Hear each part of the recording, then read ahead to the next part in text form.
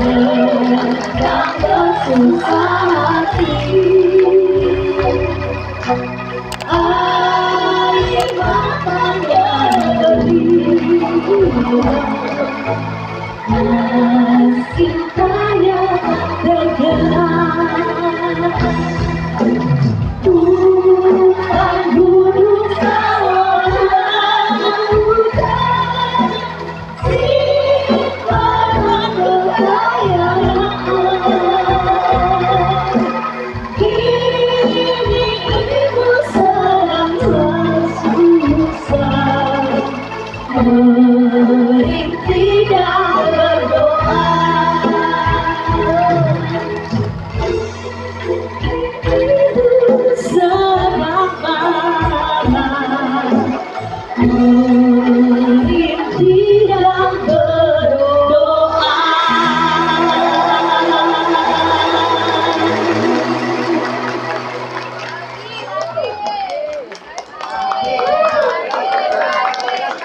Tepuk tangan yang meriah untuk anak-anak kita.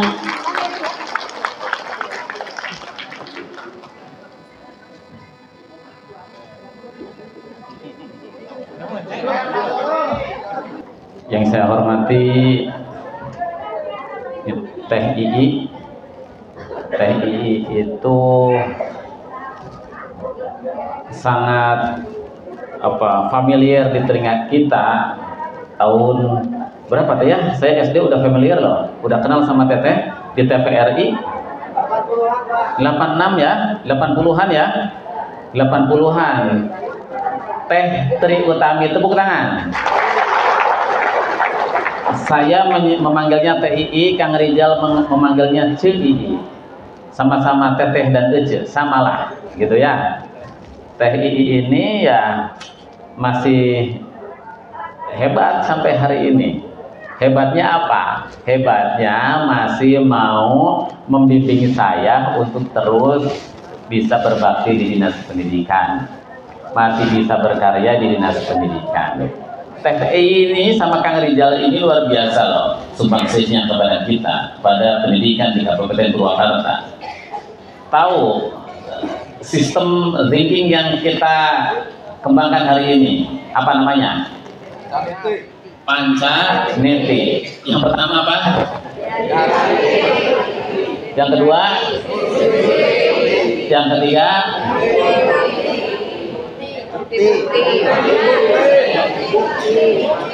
Bukti. Yang keempat? Yang kelima? Itu yang mempunyai, yang meneliti, yang mengembangkan sistem berpikir ini Teh Ii. Jadi beliau sangat banyak memberikan kontribusi terhadap apa yang sedang terjadi di Purwakarta dengan transformasi bidang pendidikan Kabupaten Purwakarta. Apa mimpi saya?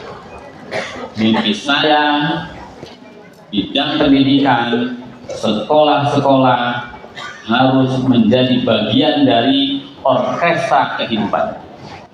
Ingin sekolah-sekolah, guru-guru, dan pelajaran-pelajaran yang kita kembangkan di sekolah menjadi bagian dari orkestra kehidupan. Kenapa? Karena sekolah-sekolah diadakan, kita semua ada di sekolah, mengembangkan anak didik, menumbuhkan kemampuan anak didik, itu agar mereka semua bisa tumbuh, bisa mengisi kehidupan dengan baik, dan bisa bermanfaat untuk kehidupannya.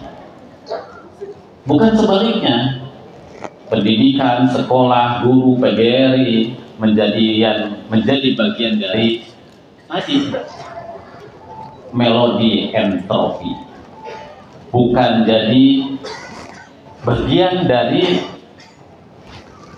kematian kehidupan, kematian manusia. Sekolah-sekolah rusak alam. Sekolah-sekolah tapi tidak mempunyai manfaat yang signifikan terhadap keberlangsungan tanah, air, udara, dan matahari agar tetap menjadi bagian integral dari kehidupan umat manusia. Maka apa? Maka pengaruh utama kebudayaan melalui gerakan yang sedang kita kembangkan itu menjadi penting. Mengapa kebudayaan? Nanti akan dikulas oleh TI, akan dipandu oleh Kang Rizal. Kebudayaan itu apa sih?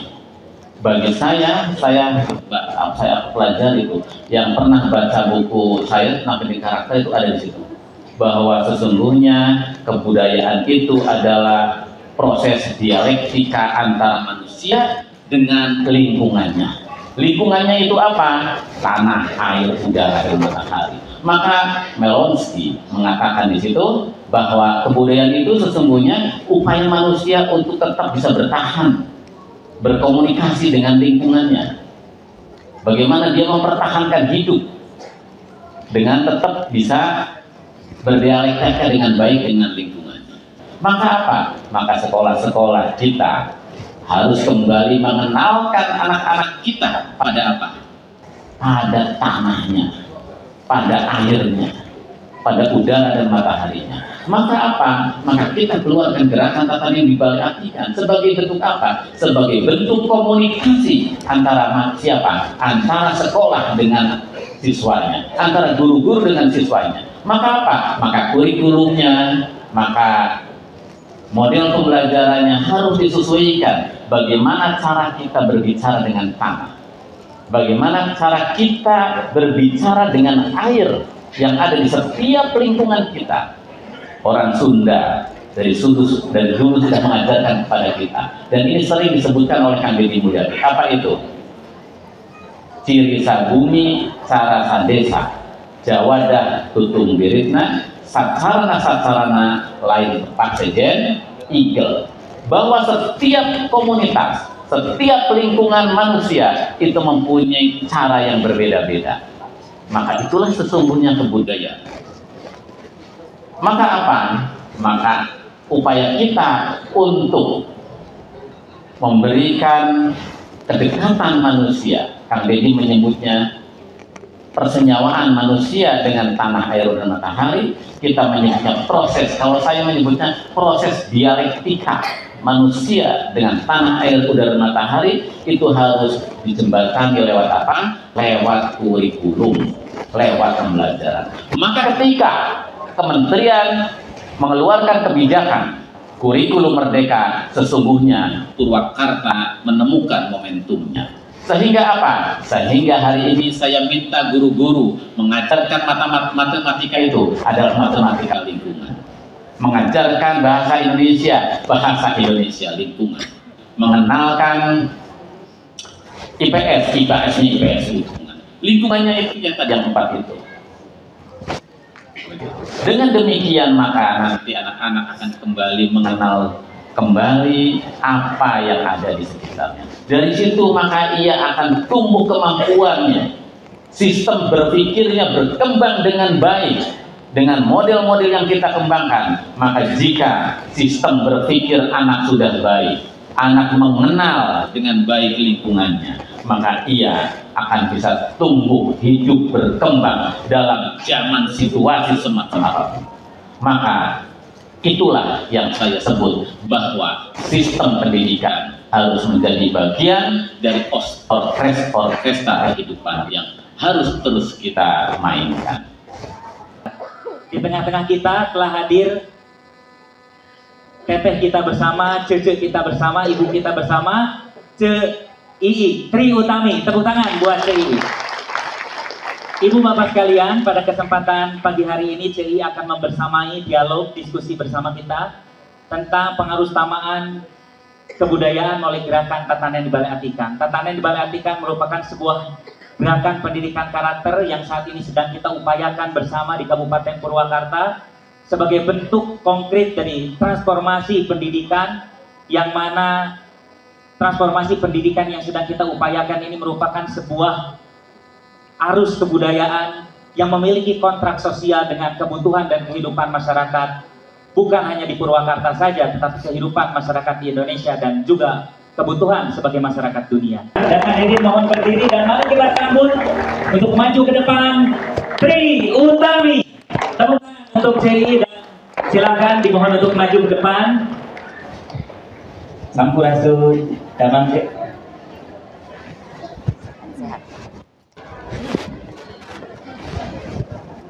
Untuk saya sangat menyedihkan ketika anak-anak kenapa tidak peka? Tidak peka terhadap lingkungan yang paling, kalau jauh misal terhadap tanah air, jangan dulu itu deh, yang paling dekat aja. Itu. Bagaimana mereka menundukkan kepala kepada orang yang lebih tua. Masya Allah, susah sekali Ustaz. Itu. Tidak peka terhadap sosial, lingkungan dan lain-lain. Liwat, padahal bukan anak kecil sekali. Artinya mereka adalah anak-anak yang sebetulnya harusnya sudah mengenal adab dan etika. Nah, skill berkomunikasi kurang, individualis, kepekaan sosial juga kurang, dan kekurangan dari sistem STEM itu adalah kalau ada orang dengan pengetahuan ilmu eksak yang kurang, itu akan otomatis tersisih. Jadi seolah-olah ilmu eksak adalah everything, satu-satunya jalan keluar buat kehidupan ini. Apakah benar begitu? Nanti kita lihat. Next. Sementara dunia itu programnya ini 17 SDGs yang beberapa tahun lalu dilansir itu seperti ini nanti 2030 tujuan seluruh dunia itu ke situ. Itu. Semuanya akan dilakukan secara universal, integral dan inklusif.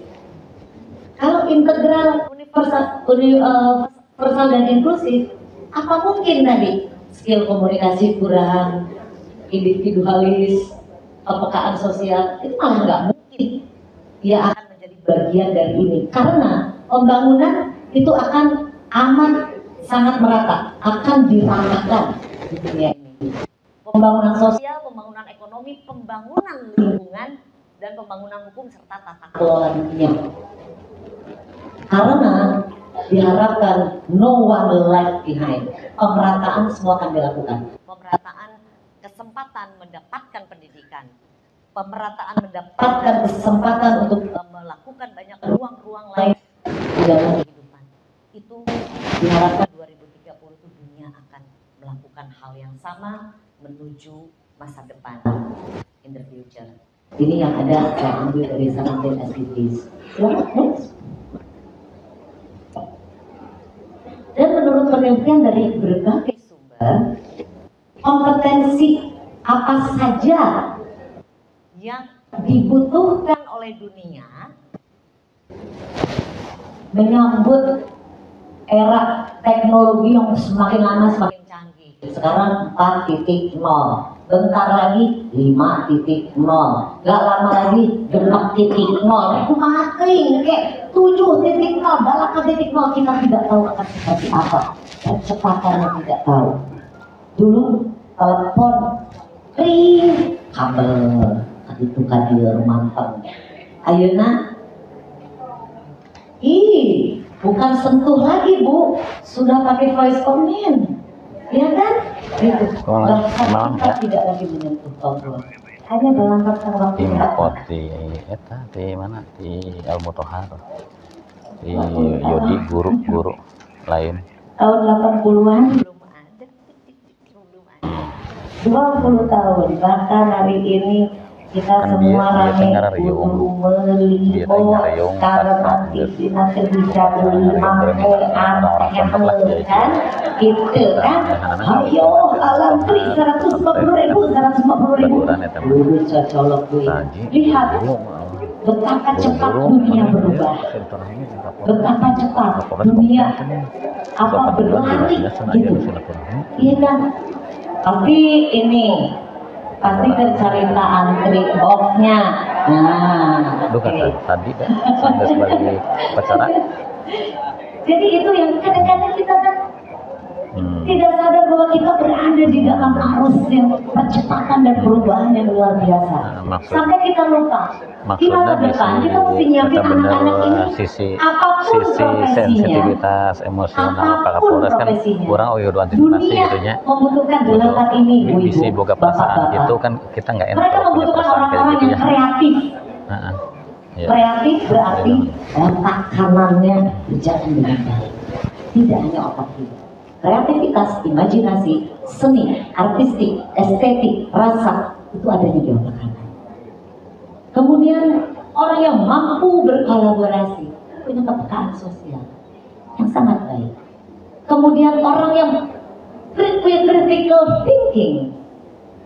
Ini ada ya, Ibu, karena di balai artikel rasanya ini ada ya, ya kan? Nah, kemudian dia memiliki pemahaman sosiokultur. Kemudian dia memiliki informasi yang akurat. Informasi yang akurat hanya bisa didapatkan dengan sistem thinking yang runut seperti Pancasila. Kalau dia tidak akan mampu menginternalisasi informasi dengan baik. Kemudian dia e-safety, dia punya pertanggungjawaban dalam mempergunakan sosial media. Kemudian dia memiliki skill yang praktikal dan sangat fungsional, serta dia menjadi komunikator yang profesional, efisien, pandai. Bagaimana mungkin kalau anak-anak tidak memiliki 8 kompetensi ini di masa depan, apapun profesinya, semua di masa depan berbasis kepada sains dan art. Adanya di sini. Apapun profesi, mau petani kek, mau jadi dokter kek, mau jadi tukang bangunan kek, mau jadi insinyur sipil, sarjana teknik, sarjana ekonomi, bekerja di ruang-ruang digital, tetap akan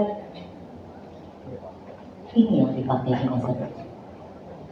Jadi sistem pendidikan sekarang harus mengarah ke situ.